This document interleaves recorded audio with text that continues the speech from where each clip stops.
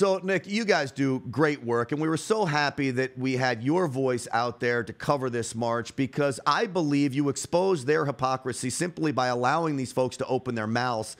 What did you find out there?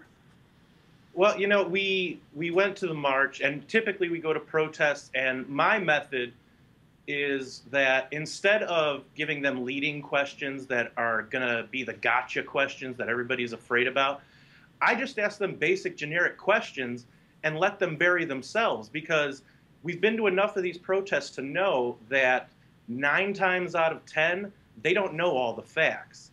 So when it comes to answering my questions, they tend to shoot themselves in the foot. Yeah, and that was clear when you were asking the questions. They kept saying that the NRA was inciting violence with the videos. The first one that Dana released, then the one that I released backing her up, then of course Dom Rosso's video.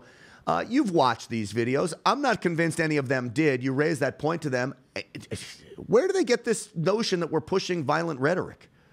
Well, the funny thing is, in these videos, the only violence that we see is during the protest and coming from the left and radical liberals who only want to see things one way.